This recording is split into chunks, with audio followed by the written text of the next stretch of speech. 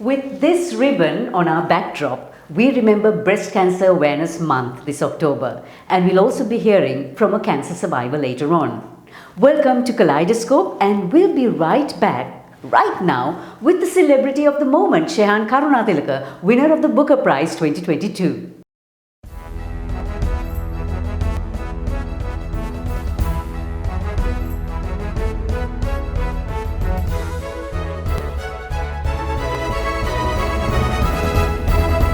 The winner of the 2022 Booker Prize is The Seven Moons of Mali Almeida.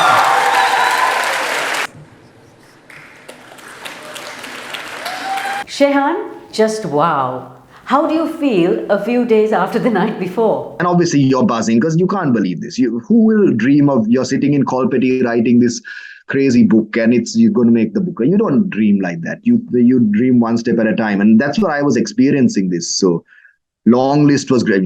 It was during the Aragalaya, we're sitting in petrol queues. Suddenly the long list happened. So, I'm like, okay, my book is going to now be published in the UK. It will get some press. So again, the next one, short list, party will come. So that was my mindset going into this, was like, okay, book a short list. I'll be very happy with that. So then this happens, and then suddenly you're whirlwind, you're talking to all these people, and then you're whisked away straight away for a live interview. And so I didn't get much sleep. And then yesterday was just interview, photo shoot, this, that, the other. And now I've had some sleep. I've, drank some water, eat some breakfast, and I don't know if it's still quite real yet. Oh, it is real, Shehan. Very real. Shehan Karunathilaka, the Booker Prize winner for 2022, joining us from London. You'll be hearing more from Shehan next week on our show, where we get some little-known answers to some little-asked questions. Thank you to our partners who are simply the best. Skills for Inclusive Growth and Australian Aid, Srilanka Life, CDB and the Morning Newspaper. Keep us on your radar, subscribe and follow us on YouTube, Facebook, Instagram and LinkedIn.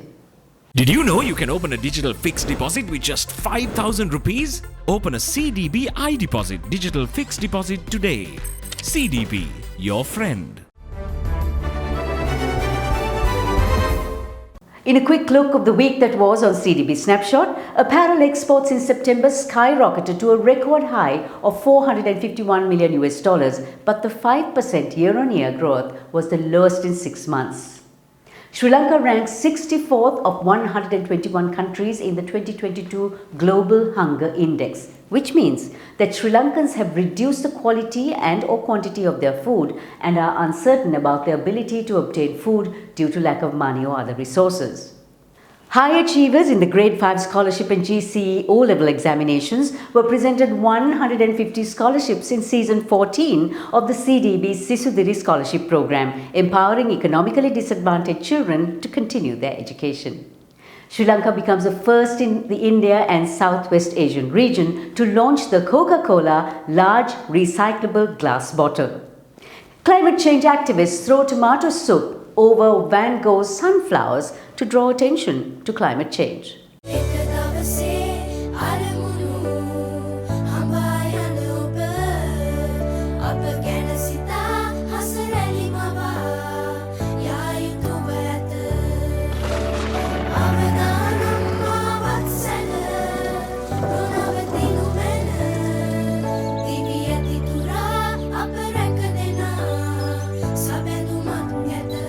You focus on your goals. We will take care of the risks. Srilanka Life.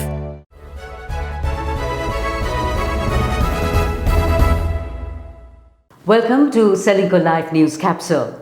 Sri Lanka now has its largest aluminium recycling plant with an annual capacity of recycling 28,800 metric tons. Alumex, the first Sri Lankan manufacturer to commit to the Aluminium Stewardship Initiative and Sri Lanka's largest fully integrated aluminium profiles manufacturer, has taken a giant step in going sustainable. Alumex Managing Director Pramukh Dadiwala joined me in the studio. What is the process in actually collecting the scrap aluminium, then actually the recycling process, and what is the end result? There are scrap merchants in Sri Lanka where they collect the scrap available in all our entire island and supply to us. And secondly, we have installed collector bins. First, we covered the Gampa district to collect used beverage cans. That is, different aluminium cans are there. So all these scans, we have covered Gampa districts, we are now covering Nuwara, and we are planning to cover the entire island with this concept. Again, we are working with NGOs to collect the UBC available in beaches and all these places where people dump cans. So we want to collect those also. We are working with them as well. So these metal will be recycled. Actually, aluminium, this recycled low carbon aluminium is the final product of Alumex. When we introduce this, generally it consumes only 5% energy to produce primary aluminium. So primary aluminium, if it takes 100% energy, this takes only 5% energy. That's why it is more greener than the primary metal.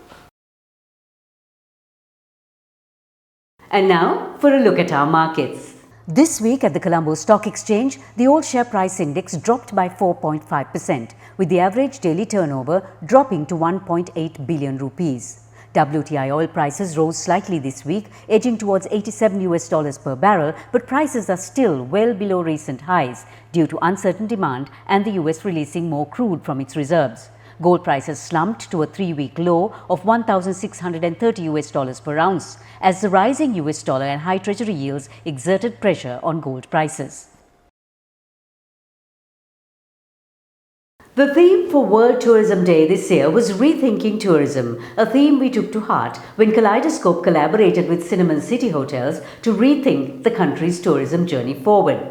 One of the product offerings with great potential, especially post-pandemic, are family homes, and this experience was discussed by Managing Director of the Deva Residency in Kandy, D. Amarasekara. What do travellers look for in this kind of product? I think after COVID, when people are traveling, they want to feel safe, they want to feel, although they are away from home, there's a sense of belonging and they are finding a place kind of like home away from home. And I think a family-owned business is passionate and they can give that experience of almost making them feel like they belong. Staff is also limited, so you can kind of have a very personal interaction, because most of these guests want to speak. They have been in isolation, they have been disconnected. So I think there's a chance to connect with community. So family-owned, I feel, gives that comfort and that connection to a guest who's traveling now. Is there demand for this kind of product? Definitely, there's a lot of demand, and I feel like right now, especially after COVID, I can see a great demand for that. Especially the solo travelers. We have a lot of solo travelers in Southeast Asia. They need to feel safe, and they're also traveling for longer period than shorter period because they're feeling disconnected, staying in a hotel for a shorter period.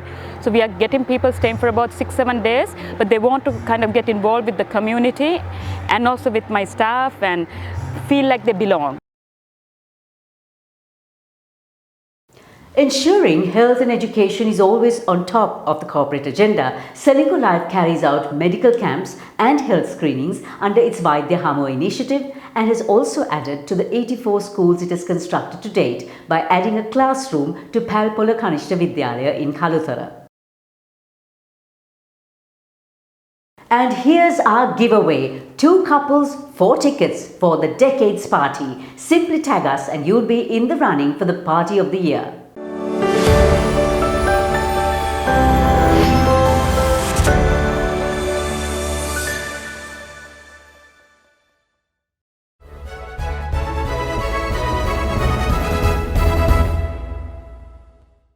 Incidences of cancer have doubled in Sri Lanka in the last 25 years, and with breast cancer being one of the most common cancers and the most common in Sri Lanka, we can see that the numbers are increasing. The world over, 7.8 million women were diagnosed with breast cancer as of 2020. That's in the past 5 years. And by 2040, over 3 million new cases and over 1 million deaths a year are forecast. Being Breast Cancer Awareness Month, today we are having a chat with Chitrika Dimel, who was diagnosed with breast cancer in 2006 and underwent a mastectomy, chemotherapy and radiation treatment. And our focus today is on the impact the diagnosis had on her family and on her. Welcome, Chitrika, to our program Kaleiedoscope. Now, just let me take you back down memory lane. What was it like being told you have cancer? I had mixed feelings because when we went, but of course we were put at ease when we went and met the oncologist, and he told me exactly what my journey would be, and it eased the pain and the psychological effect it had when I was diagnosed with the cancer, but it all eased after we met with him. So you had a mastectomy and you lost your hair, both symbols of the feminine self, if you'd like to call it that. How did you come to terms with that? I would say I would go to the second painful thing I had to go through with losing my hair. That was far more painful than the mastectomy itself, because I did have pain because I couldn't use my left hand much initially. But with the first dose of chemo, and 2 weeks thereafter, I lost my whole head of hair, and that was what really hurt a lot, because I mean, any woman, for her hair is the most important part of herself. So, but later on, I became positive and I thought, no, this is part of my journey and it will end. It was only a temporary setback. Chemotherapy was very tough because I had 8 cycles, and the cycles were once in 3 weeks. So by the time you've got over the dose you've had, you lose your appetite, and even drinking some water it used to be very nauseous. So by the time you were able to pick up and be able to eat, you have to go for your next cycle. So it was difficult, but I always had a very positive mindset.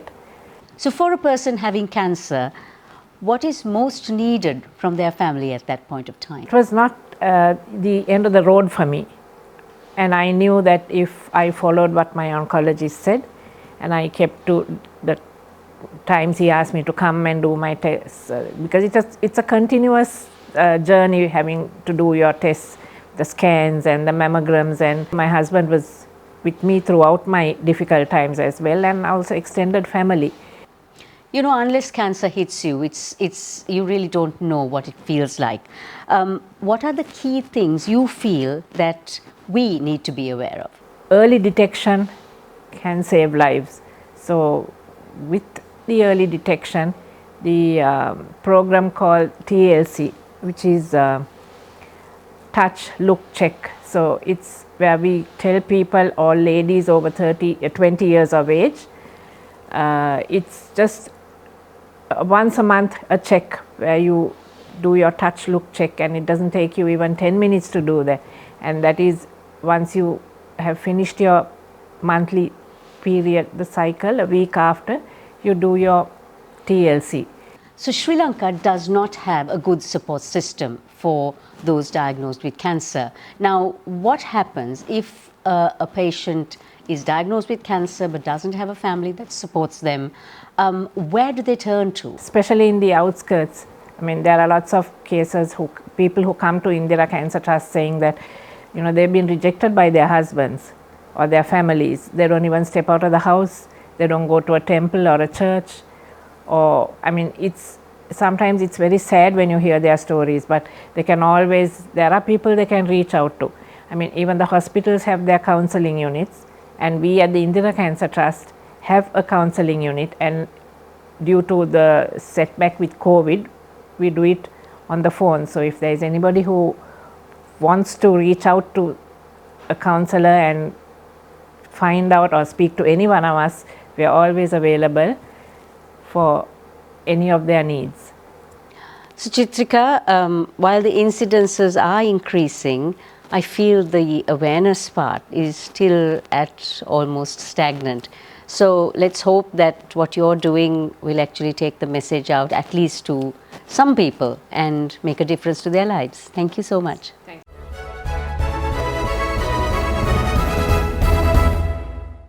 The beach park, Port City, came alive with what may just be the best 5-day Bavarian beach carnival, Colombo Oktoberfest 2022.